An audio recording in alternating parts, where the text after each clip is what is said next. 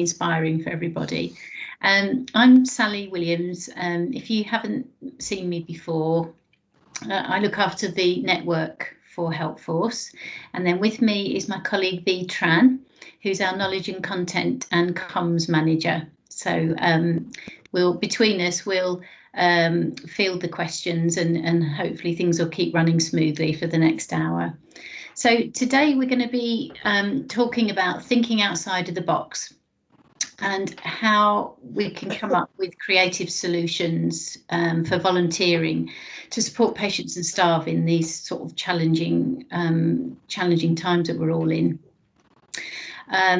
So we're very fortunate today. We've been joined by Lynn Twin, who's a leadership and development consultant and has worked very closely with us at Helpforce for the last couple of years or so.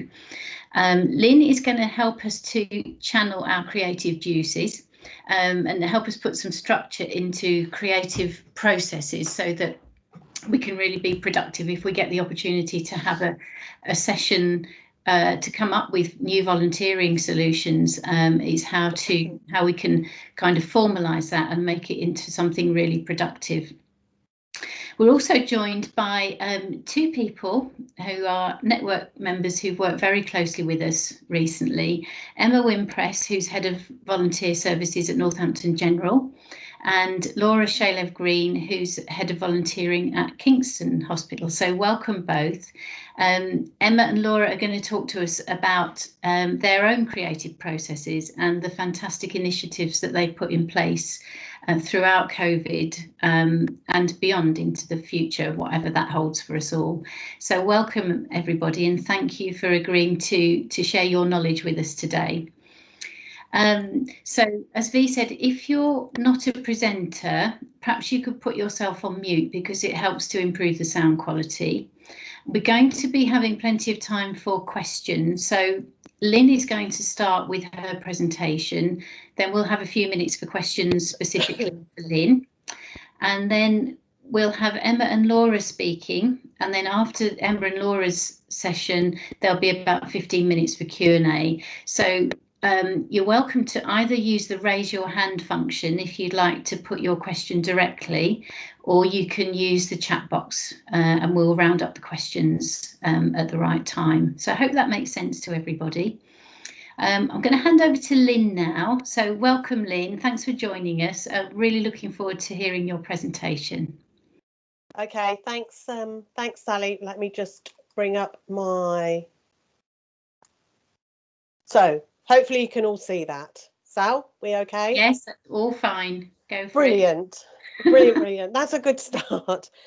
So it's so nice to be asked to do this and to be back involved with Helpforce, although I've been on the sidelines for the last few months.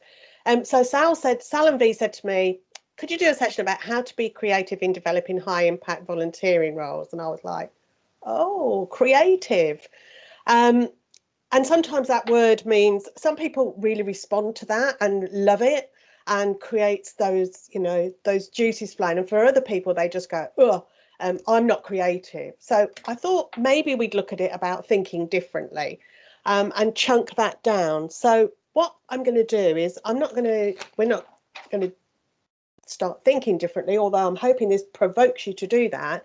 But what we're going to do is I'm going to give you a model that you could use that I'm sure you've all done before, but at times like this, when maybe we're working virtually as well, that it might help. So I've called this session Thinking Differently.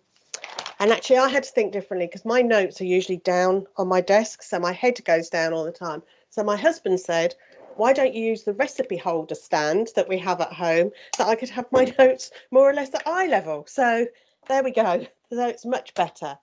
So I just started to kind of browse the internet to find things about thinking differently and thinking creatively. And I just liked this.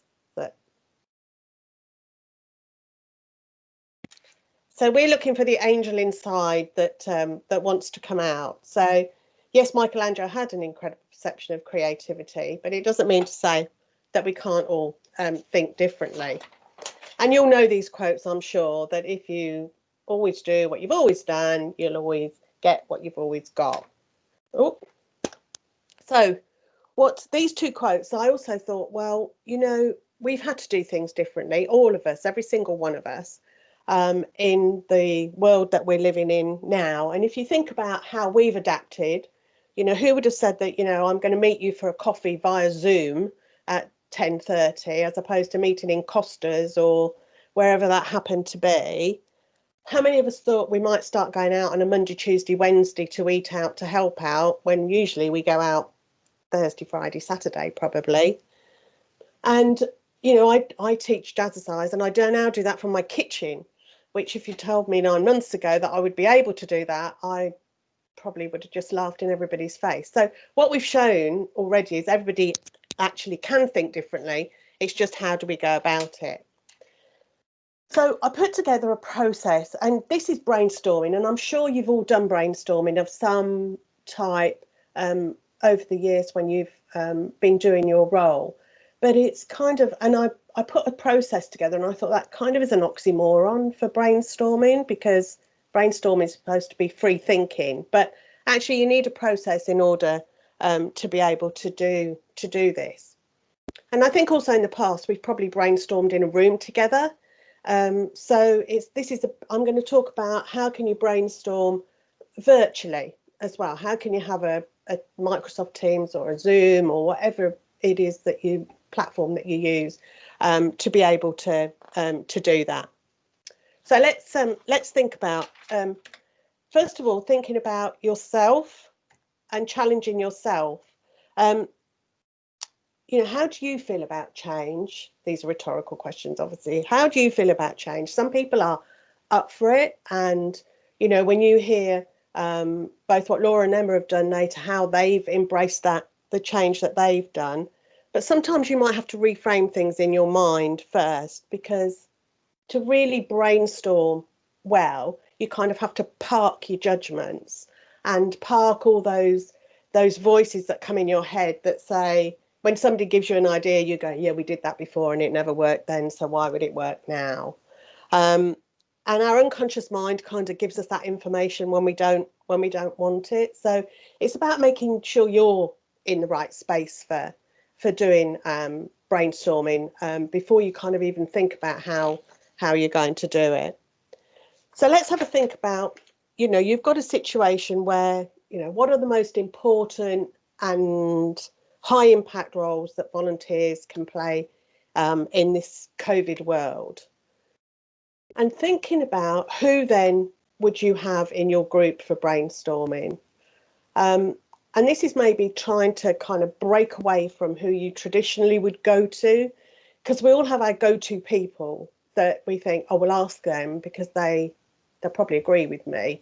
But more thinking about, could I go to who are my stakeholders? So, your own stakeholder management, and thinking about who could I use there? So, who are my foes or who are my naysayers? Who's not going to be that helpful? But who are my supporters? Because you want them in there as well. Who has connections? Who can open doors for me? I could have them in my group. Who can apply logic? Because you want the ones who think differently and maybe who are thinking way outside.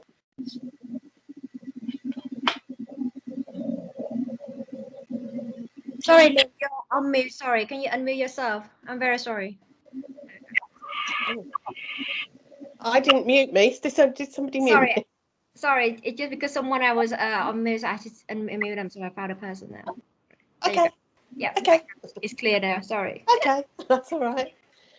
Thinking about who understands the landscape, so what you're trying to achieve, who will challenge you, who will give you constructive feedback, who's enthusiastic and passionate, and maybe who do you admire for being creative. Now, these don't have to be different people, but it's asking yourself the question, have I got the right people that I'm involving when I start to look at what I want to brainstorm? And if your topic is about the most important and high impact roles, who are the people that can help you shape that?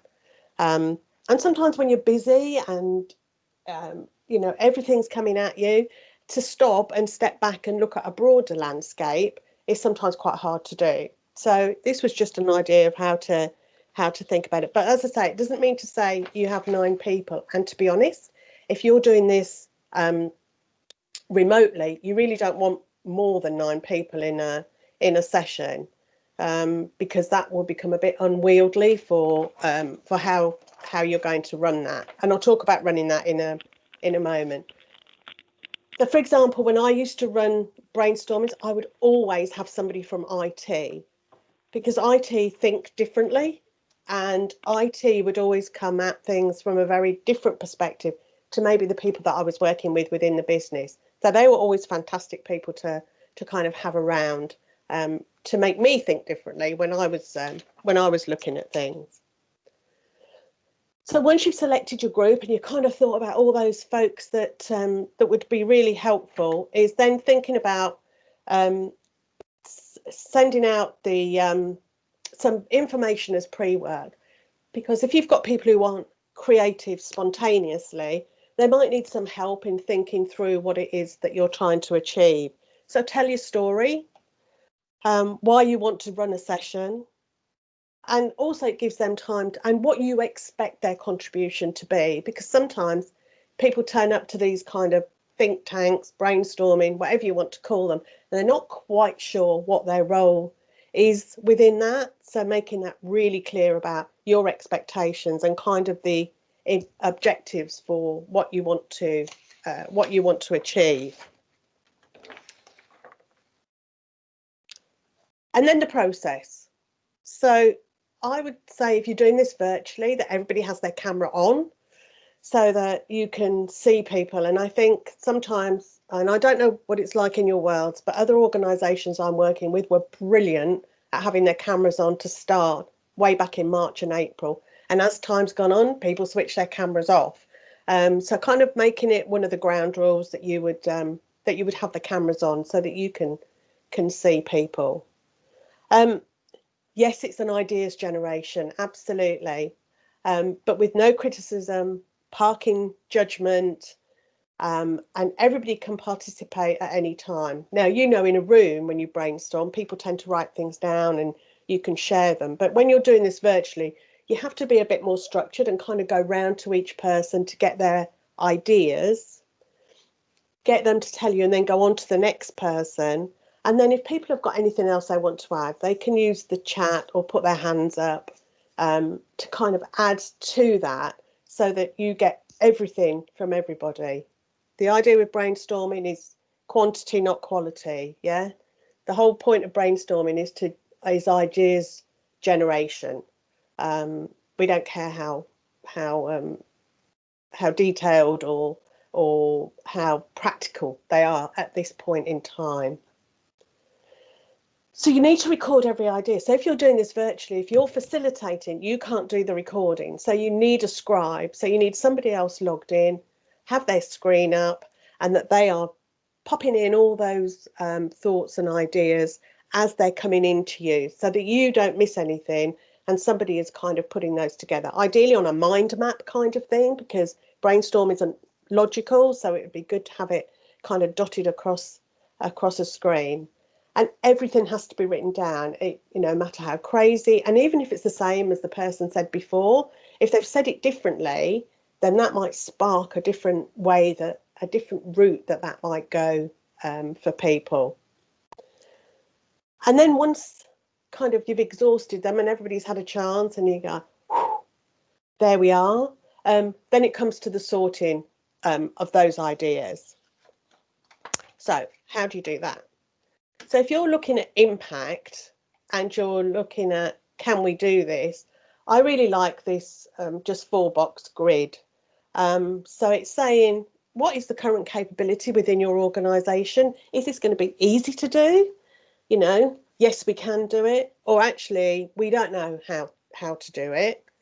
And then the potential for impact, because what you want to really do is say, yes, we can do this, and yes, it's going to have a high impact on our trust or the organisation that you're working in. And we might not know how to do it at the moment, but box 1 is the potential for impact is really high. And so what you do is you take all of those ideas and you get the group to help you then put them into one of these 4 boxes, or maybe even discard it. Because if it's something, this is the point where you can discard. If you get to the point where it's saying, actually, this really is beyond any influence that this group has or that I have, we won't spend the energy on doing that. And quite often people like to spend time on things they can't control, because they don't have to do anything with it, because they can't do anything with it. But we get a bit bogged down sometimes with things that are the control of the organisation, rather than things that we have influence over, or things that we have control over. So you then plot everything on here, and then you end up with kind of your silver bullets, and they're kind of the no-brainers that you really should be doing. And then the ones that, you know, easy to do but may not have the impact. You've parked some ideas because you don't know how to do them and you're not sure about the potential for impact, or you've got those fabulous ideas in the top left-hand box that are ideas for further development. So you can really then zoom in on the ones that you want to focus on, but also thinking about what your objective was, because again, if you've got lots of ideas that have come in, it's thinking about, do they still meet the needs of what my objective was when I started? So kind of pulling yourself back to where you were with that piece. I hope I'm making sense, everybody. So this is kind of that point. Sometimes, you know, you have fab ideas, but they don't relate to the results. And then do your planning, yeah, your step-by-step planning, your time targets, who's going to be accountable, things that you do all the time. But this is the point where you are. But I think the bottom one, about being flexible, because in this world and in this day and age, we just don't know. And so have you got the agility within that to be able to change it or move it, should the need really be there?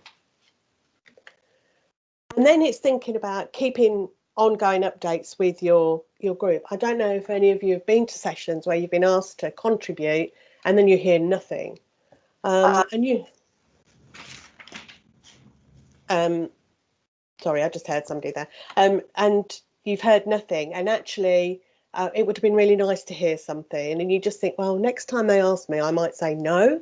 So it's about keeping that group involved, and you might need them to be your influencers within the organisation that you with what you're trying to achieve.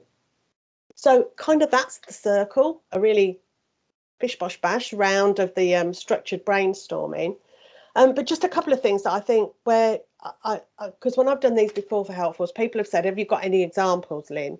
And one of them was with a client that I was working with that had done an employee engagement survey, and communication had come out, which it does in every single employment engagement survey I've ever seen, and they were really keen to see how they could improve it. And they talked about their intranet, they talked about, you know, the MD doing more meetings, the CEO doing more meetings. So in the end, they decided to have a brainstorm. And the two things that came out of there were having an engagement champion in each of the branches where they operated, who was responsible for kind of reporting up and down the structure, which they still have today. And the other one was an advisory group to the MD. So a group of people who kind of they're responsible for feeding in, and also for the MD to be giving messages to feed out. So those two things came out of a brainstorm session that we probably didn't think was going to happen. We thought it would all be about the IT, and actually no cost involved. So that was quite good for them as well, because it was a nil-sum game really. So as I'm saying, this isn't something that I'm sure you haven't done before, but this is about thinking, in this environment, how can you still do something like brainstorming? How can you still get ideas from people when you might have to do it virtually? So yeah, if you have groups where we all think alike, then no one thinks very much. And V, that's my content. Perfect. Thank you so much, Lynn. It's amazing, very powerful. Thank you. And now we come to the Q&A for Lynn. Has anyone got a question for Lynn? Please feel free to raise your hand. Or if you're not confident enough, you can pop in the chat question. Oh, wow, Lynn, you got raise your hand. No, okay, you're just testing. Yes, I was. I don't want to ask myself a question. That's fine. It's fine. We can come back later if when you've had a chance to digest Lynn's presentation and her ideas. Please do carry on adding your questions or raising your hand. We can come back to Lynn a bit later on. So next, I'd like to go to Emma Wimpress, another of our special guests. Emma's Head of Volunteer Services at Northampton General, and they've done some fantastic things throughout COVID to keep volunteering going and keep staff engaged as well. So over to you, Emma, and thanks again for joining us. Hi everyone, I'm just going to put my presentation up. There we go. Okay, can everyone see that one? Yes. Do you want to maximize your window or something? Yeah, I can't. My computer's really funny, so that is as big as it's going to go. Okay, that's fine. Don't worry. Yeah, I've got a really widescreen computer, so it's a bit of a nightmare. So on presentations. Okay. So hi everyone, my name's Emma Wimpress. I'm Head of Volunteer Services at Northampton General Hospital. So I'll just take you through the presentation. So really it's about what we do and how we achieve things quite creatively. We're quite a quirky team, and that's something that I really pride sort of ourselves on. But I think ultimately this says everything it needs to say about the service.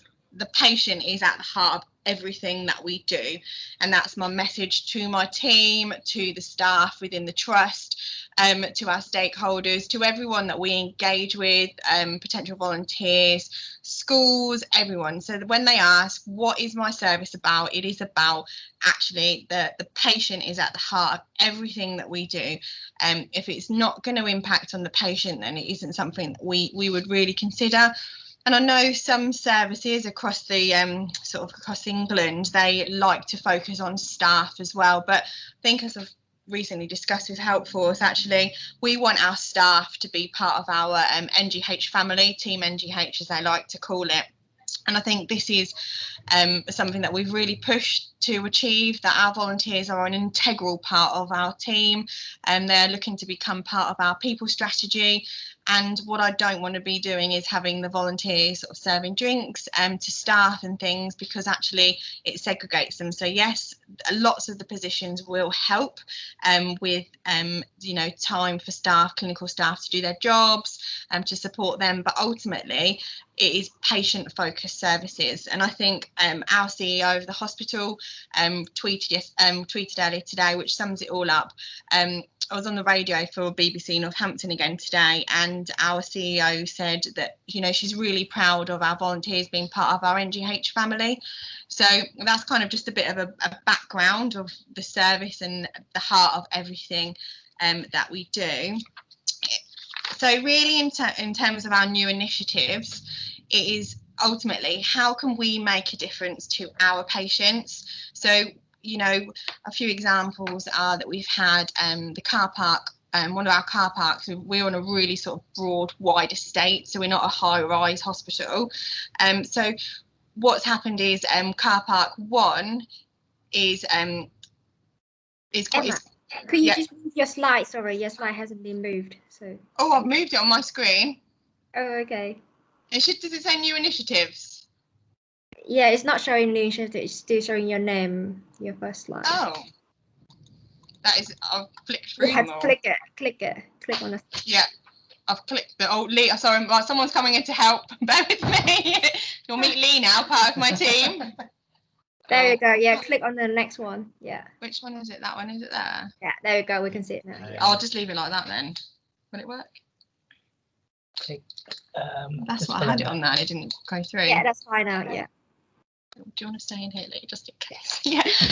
So sorry. So for an example is one of our car parks is quite a sort of a distance, and we can't run our internal buggy at the moment due to social distancing within the hospital.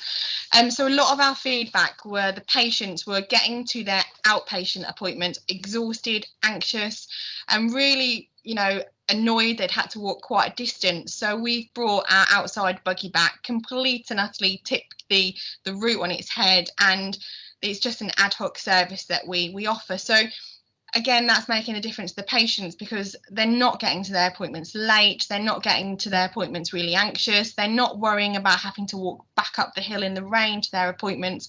So that's made a real big difference. That's one of sort of the things that we look at.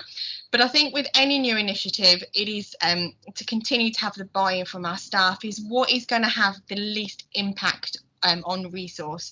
We all know that wards and departments are busy, and if we suddenly go, oh, we've got this really, really good idea, and they go, oh God, I haven't got the time to do that. So what is going to have the least impact on resource, not only out in the sort of in the trust, but also on my team? Like others, we've got a team of 5, so we need to make sure that whatever we're going to deliver isn't going to be really resource heavy. The other thing with our new initiatives we need to think about is it needs to be consistent and effective. It's all very well us coming up with these amazing ideas, but if we can't offer consistency and it's not going to be effective, then we wouldn't even explore it, because it needs to have an impact. We need to be able to measure it, and we need to draw it back. It needs to ultimately make a difference to our patients. Like all trusts, there's patients who are in here for quite a long time, long stay patients, and if one week they're having a service and it's not there the next week, again, that really creates an uncertain sort of environment for our patients. And again, with all trust, it needs to be affordable. There's no point us coming up with crazy ideas if we haven't got the funds to pay for it. And we are quite fortunate that our charity is really accommodating, and my team do a lot of fundraising. I think if you follow us on Twitter, we're doing our Lapland walk at the moment, and it's always generating an income, but that cost is always there on the back of our minds. So some of the new initiatives, I'm going on to steps, sorry, I have to go back through the steps. So in terms of when the new initiative comes up, we as with everyone, IPC, infection prevention control, is the most fundamental thing. Safety first. It's, most people will always have that. Is what we're going to create going to be safe both for our patients, our staff, and also our volunteers, or are we barking up the wrong tree and it's going to create a whole new world of problems? So an example being the video calls that we do on the wards. We needed to get that past our IPC team to make sure it was safe, we weren't cross-contaminating. We needed to make sure that the volunteers had the right PPE and they had the right equipment to safely deliver those calls, because yes, we needed to make a difference to our patients, but we needed to ultimately keep everyone safe. So that is our first thing. If we haven't got a safe idea, then we wouldn't explore it and move on to the next step. Then the next step we look at is, have we got the right people to do? Can we move, as we say, a game of chess here? Could we move people from one area to undertake the new initiative? Or do I need to look at recruiting? Do we need to go out to advert and recruit specific people from a specific area, different demographics, different age groups to undertake the role? And then, as Lynn was talking about, is the brainstorming. So if we know we're safe, we know we've got the right people, or we can get the right people, that's when we start looking at brainstorming. So what does the role profile look like? What's the risk assessment going to look like? What is that person going to do on a daily basis to make sure that is fully effective? And as I always say to my team, let's just go for it. If all those 3 things are in place and it's safe and we're good to go, then we're going to go for it. Sometimes we do have senior buy-in. Sometimes we are completely off the cusp. We go for it because we know the impact to our patients is going to be significantly high, and we go for it. But we have to remember to review regularly. And I think the most important thing to say about that is we use our volunteers to review regularly. So they come into us and we're not afraid of them saying to us, oh, this doesn't work, or that doesn't work, or we don't like this, we don't like that. We need to review it and actually take their criticism, take their steps for improvements, and just really embrace their feedback. So some of the things things that we've done from our sort of our new initiatives are patient property. As all trusts, we had to stop visiting, so it was how could our patients still get their pictures of, you know, their grandchildren, their favourite lemonade, their cokes, their drinks. So we have a patient property drop off. The patient property is received from the family's loved ones, and then it is taken directly to the ward. So that makes sure that our patients have things they're familiar with, items that will actually help their stay whilst in hospital. Video calls, which we recently talked about.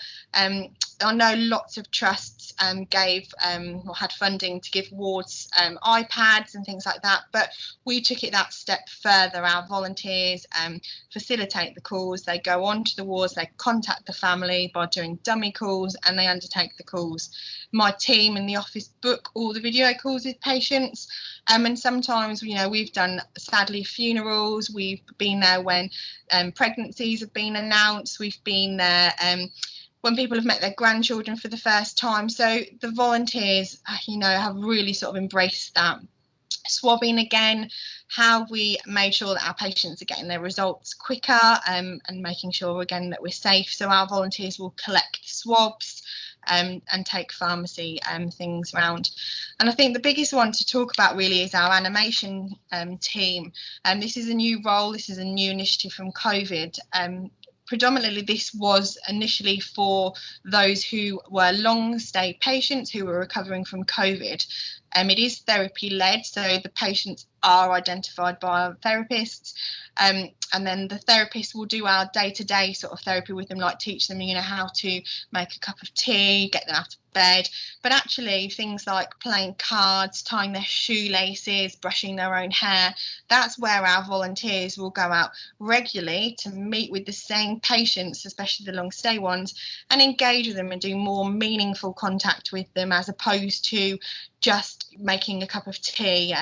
So we have big boxes of things, and they've got different games in, they've got cards, colouring, and it's a real great opportunity for our volunteers to spend meaningful time with each of the patients, and we've got some really fantastic feedback from that.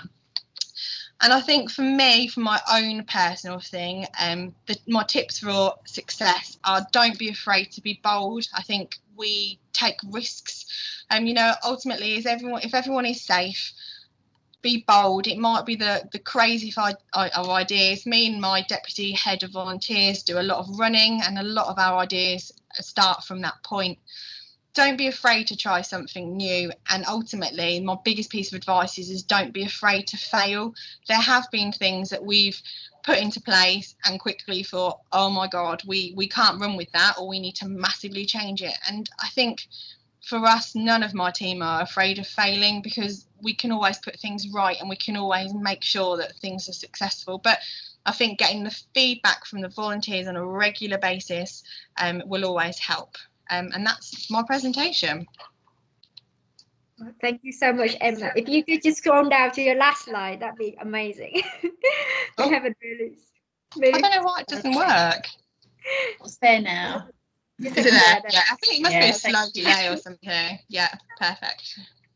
Thank you. All right, everyone, we will share Emma's presentation again, so don't worry about it. But thank you so much, Emma. For question for Emma, you can always pop in the chat box now, or you can save it for later.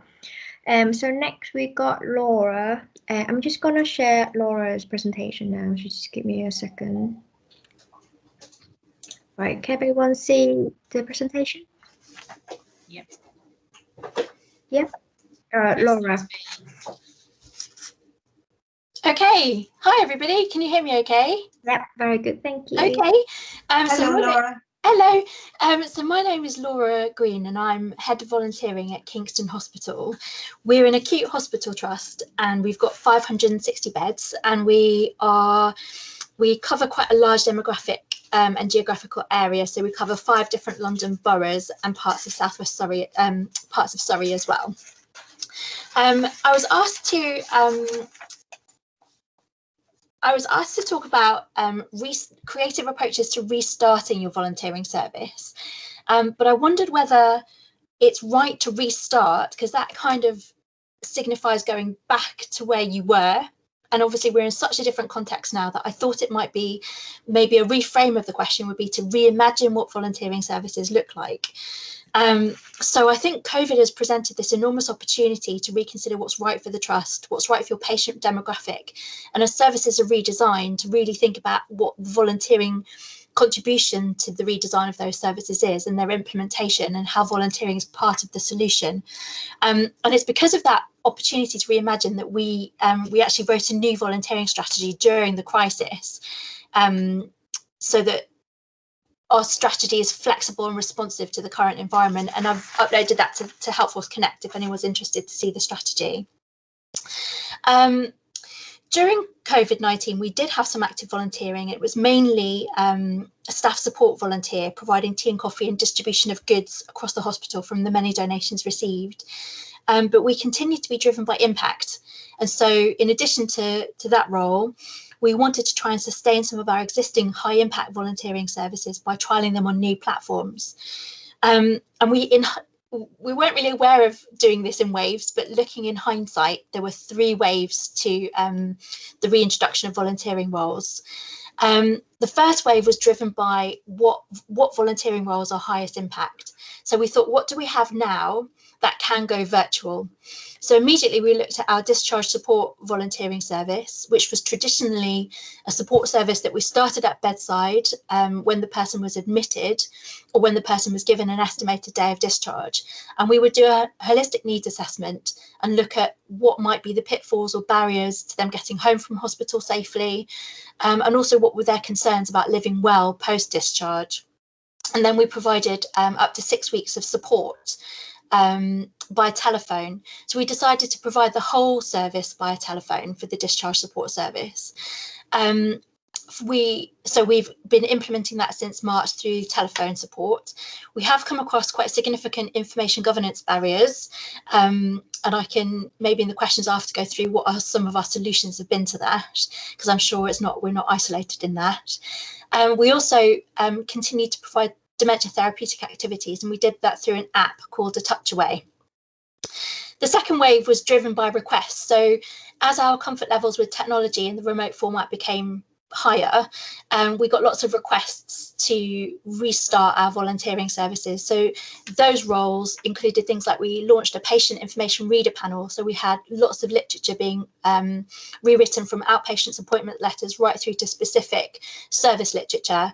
So we put together a patient information reader panel, and they contributed their feedback via email and survey platforms like SurveyMonkey.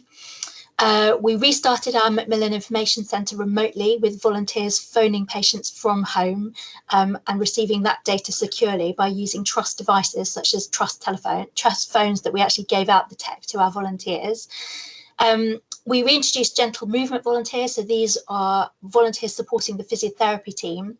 The volunteers demonstrate chair-based exercises and provide encouragement and support, and often a lot of laughter when they're supporting patients to go through their exercises whilst in hospital at bedside. And we're using an app for that called A Touch Away.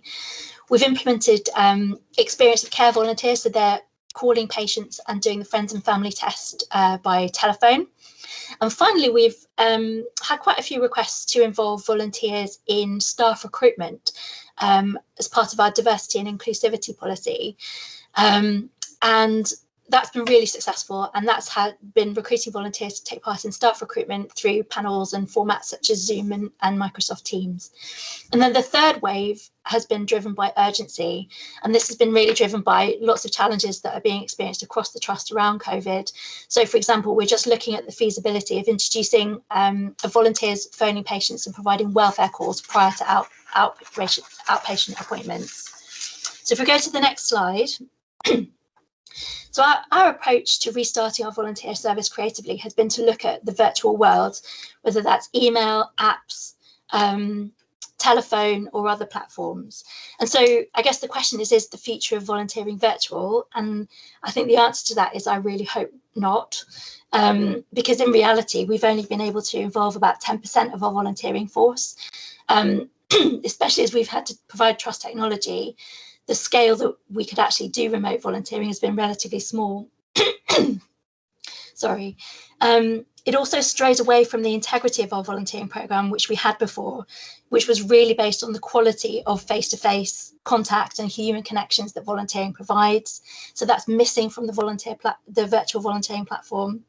And also, we're just doing some research at the moment into how volunteers are actually experiencing remote volunteering. And we're finding that it doesn't meet the motivations of a lot of our volunteers who want to remain active. They love the social side of their volunteering. And it's that feeling of being connected to the difference that they're making that the virtual platform just can't offer. I think also I touched on information governance. In order to get our patient data to our volunteers, we've had to supply them with trust technology. So obviously, volunteering from home with patient data has proved quite a high tech and therefore quite an expensive option, so it's not sustainable. So can I have the next slide? So for Kingston, the future of volunteering at scale and quality that we had before lies in a partnership between our local boroughs and the hospital. So just to kind of give you a sense of the scale of our bottleneck at the moment, we've got 350 volunteers who are largely paused, their activity paused because we are a red and amber site. We've got 158 volunteers in our recruitment pipeline, so somewhere between assessment and training. And we've had well over 250 inquiries from the public who want to help and support and go through the recruitment process. So the best offer that we feel we can make to those volunteers who are time rich and driven by the urgency of the need for their support is to shift our whole perception of what hospital-based volunteering is into the community, because that's where the COVID response is active and that's where the need is urgent. So we've actually formed a partnership with our local COVID response, which is called Kingston Stronger Together. And that's a partnership between the local NHS, Kingston Council, our local voluntary action, Volunteering Kingston and other community groups. And they're providing a range of services that help and support local residents through COVID-19. This support that they're providing includes delivering of prescriptions, delivering of shopping, and a check-in and chat or slightly higher tier mental health support. So we're trying to support our local community to keep people out of the hospital and respond best to the pandemic. So it's speeding up discharges and preventing patients to need to return to the hospital unnecessarily. So we've joined this Kingston Stronger Together partnership with an offer to all of our volunteers, those paused, those in progress and new inquiries, with a direct invitation from the leader of the council, the director of our local public health team and the CEO of our hospital, asking volunteers to lend their support to the local community COVID-19 response. So our creative restart, if we go to the last slide, has been a combination of virtual volunteering, volunteering from home and volunteering in the community. And we hope that that package will provide a reactivation of the full scale of our volunteering force. And that's everything I wanted to say. Great, thank you so much, Laura. I think from both of our guest presentations today, it's great to hear about the challenges and the difficulties that you've encountered and how you've addressed them. That's always, you know, really encouraging for people to hear that, because it is a scary time, isn't it? So I just want to thank you both for fantastic presentations, and I hope that people come away inspired and, you know, and full of ideas to take forward. And we've got time for questions, so we don't think we have any in the chat box at the moment. Kim, I can see you've got your hand up. Would you like to ask your question? Yes, please. Hi, that was really great. I really enjoyed that. So thank you very much for that. So many questions actually, but I'll try and pin it down. A lot of it is what we've been sort of looking at with the sort of the discharge and the virtual and all that. But I just wanted to focus on your working with the voluntary sector and the councils. So we sort of pushed volunteers who came to us when we were looking at our own volunteers and being stood down and looking after their welfare.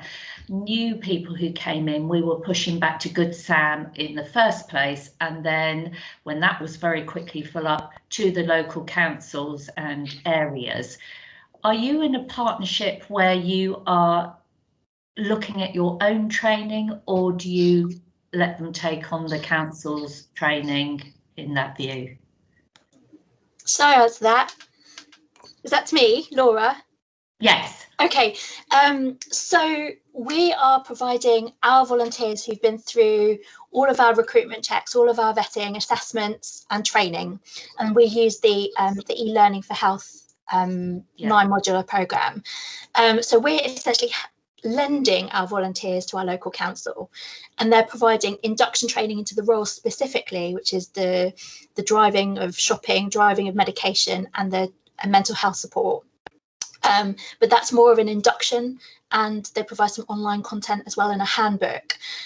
So we're not providing any additional trainings to supplement what they've already had. We're essentially handing them over to the council and saying, if you want to get involved in these roles, then you're going to have to jump through an extra couple of hoops and do their training and induction. Does that answer the question? Yes, and that's for the new people coming on who are interested as well, is it? Not just your existing volunteer database? Right, so we're offering it to our existing volunteer database, and we'd be handing over those volunteers already trained. For new inquiries, they'd have to go through the full council recruitment and training process. So okay. we're only saying that we're handing over our vetted and existing volunteers. Anyone who's a new inquiry would have to go through the full council recruitment process.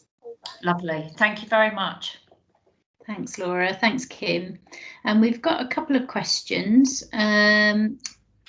We've got Katie from East Sussex, who's saying that this is for Laura. Virtual volunteering, what type of data is being shared? Is it more than first name and telephone number? What vetting are you doing for virtual volunteering? Does this include occupational health clearance?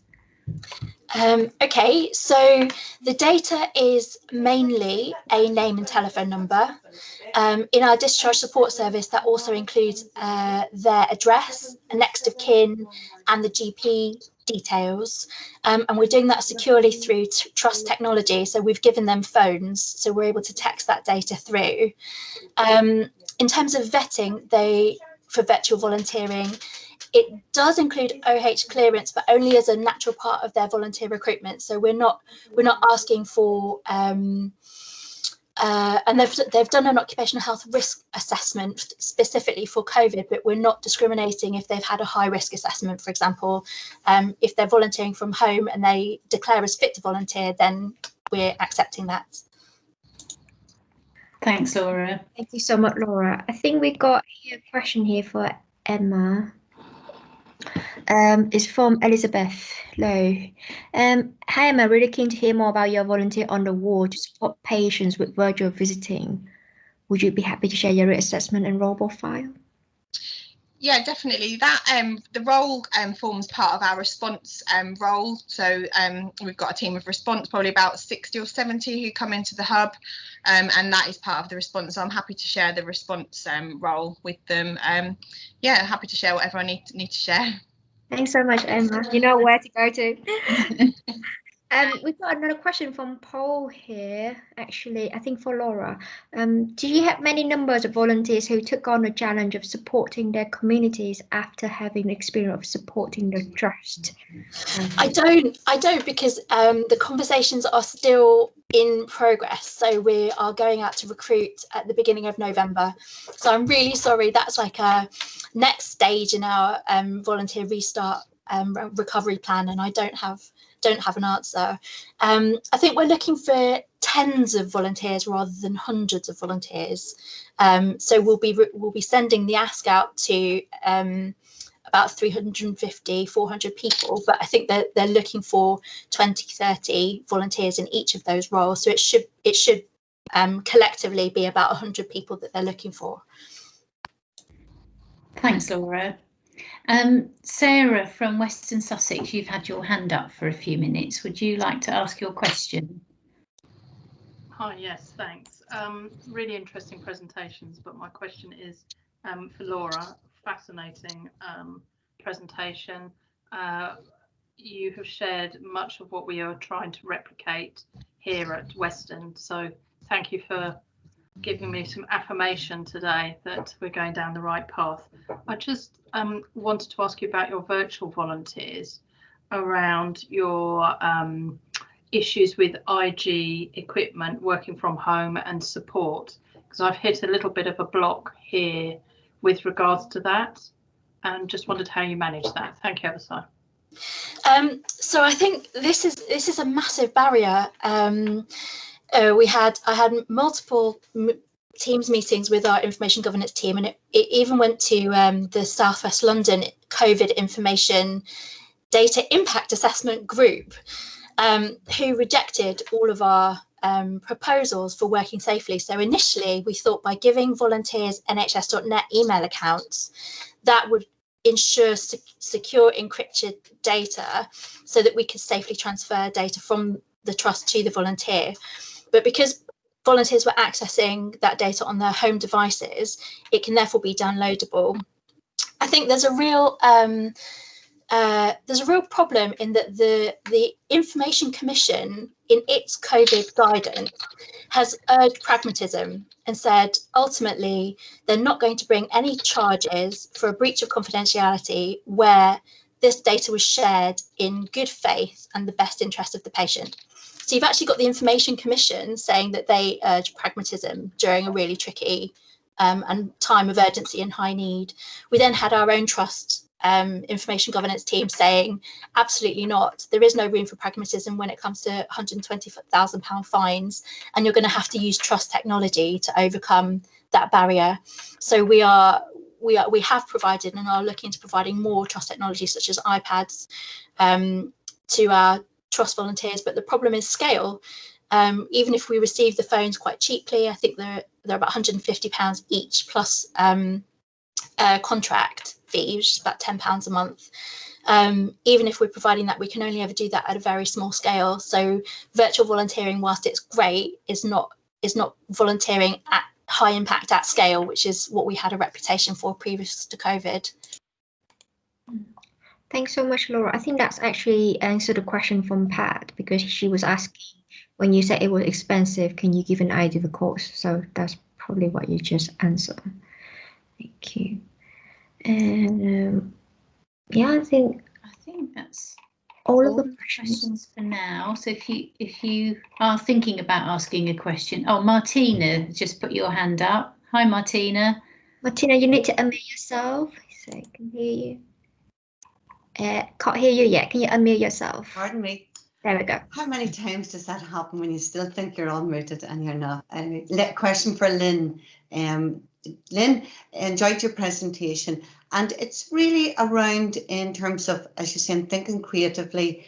It's more about sometimes the barriers, and maybe the less obvious barriers, such as I'm trying to think about self-efficacy in the workplace and people's ability to feel that they can do things and overcoming, in terms of within that stress at the moment I'm thinking of, and in terms of with COVID and the amount of stress and anxiety there is around.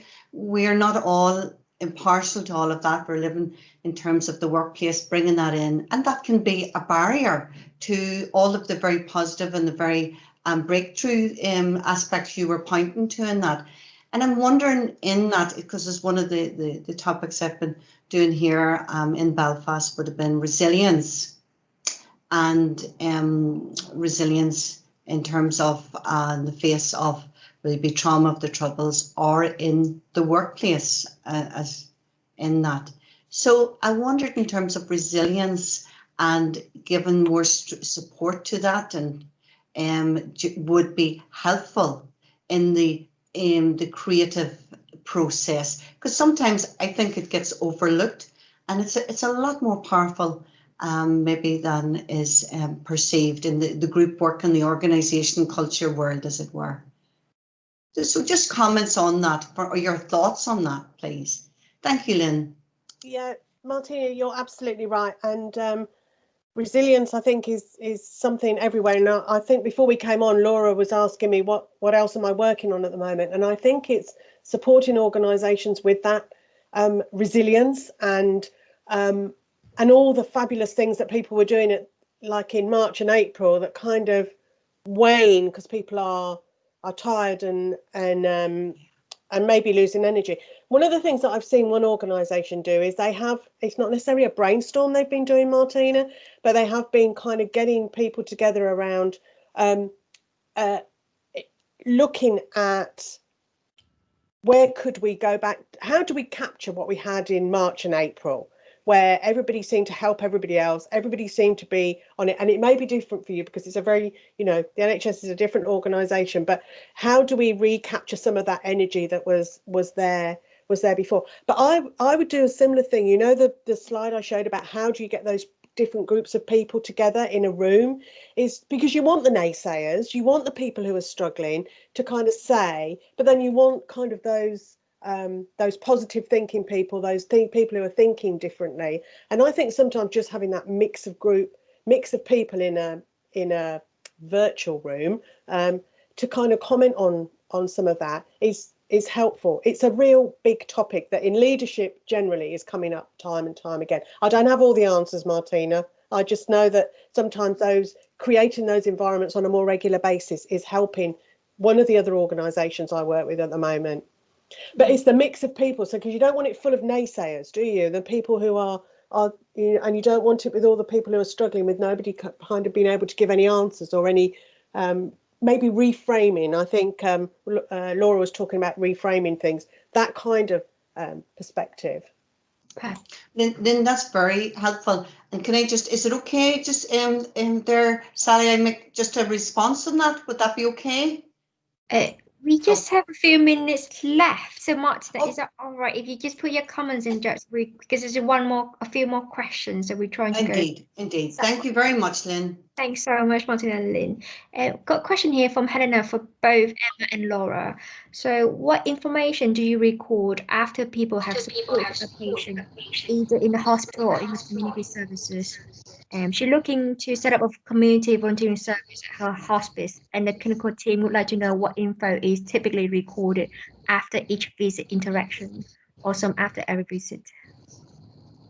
So what would be, I get, what is the measure, like what information you record really to show the impact of your service? So in terms of what we do if we have interaction, so the animation team, any interaction as it is therapy led, and we have a form that is completed, our volunteers don't touch hospital notes, even though they've gone through the second level of IG. It's just not something that we do. So they complete a form that is then given to the therapists, and then that is put in their notes, just to, you know, was the patient engaged, if they're eating, did they eat, and things like that.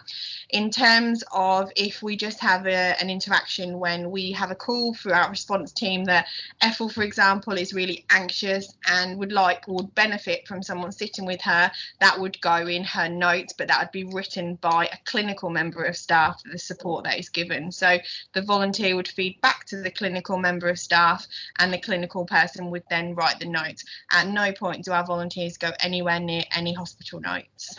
That's how we document it here. Thank you so much, Emma. How about you, Laura? It depends. What's documented depends on the service. So with our virtual dementia volunteering, we set that up super quick and didn't think too much about measuring. So we only capture the length of time that the volunteer spent with the patient and the number of patients that volunteers spent time with. Whereas something like the discharge support service, the volunteers capture significant notes on that person's health, well-being, organisations that they've been signposted to, organisations they've taken up services with. That information is sent via nhs.net email to the service manager, who inputs that onto our clinical records note system. So it goes ultimately back to the patient's notes with a detailed record of what the volunteer discussed, but it's not the volunteer that puts that onto the clinical record, if that makes sense. Thank you. Thanks, Laura. Kim, you had your hand up, but you've put a comment in the box now. Is that your question that you wanted to ask? Kim's asking Laura if you could share the task descriptions for the roles that you've mentioned. Would you be able to share those on Connect? Yeah, I'll do that after the session. Yeah, that's great. Thank you. And I've also just popped in there as well the assessment tools, monitoring tools. That would be really great as well. Great. Thanks, Kim. Thank you. Similar question from Elizabeth, asking for Emma's role descriptions for patient property. So you'll all have access to these questions in the chat box anyway, that you can refer to afterwards. So I think we've reached 1 o'clock now, so conscious I don't want to keep everybody beyond an hour, but I know we could keep talking for a lot longer. There's been some fantastic discussion, brilliant ideas, and I just want to thank our contributors today. So Lynn, Laura and Emma, thank you so much for giving up your time and for all the preparation that you've put into this session. We really do appreciate it. So for everybody who's joined us, thank you. You're what make it worthwhile running these sessions, so we do appreciate your contributions too, so thank you.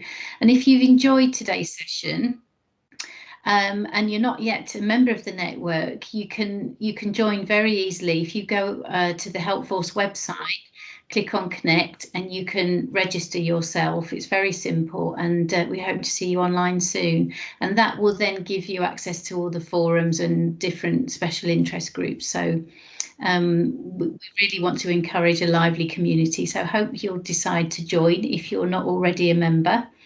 And thank you again for joining us. It's been really great to see so many people online. Thanks again. Just one more thing for me, sorry everyone. If you have any future ideas you want us to do webinars like this, please feel free to us. You should all get my email address. So if any topics you want us to cover, send me an email. I'm here to help. Thanks, Bea. Thank you very much. I'm so glad that these are happening and that I got the chance to join today. Thank you very much for organising it all. Martina. Thank you. Bye now. Thank you so Bye much. for now. Thank you. Bye. Bye. Bye.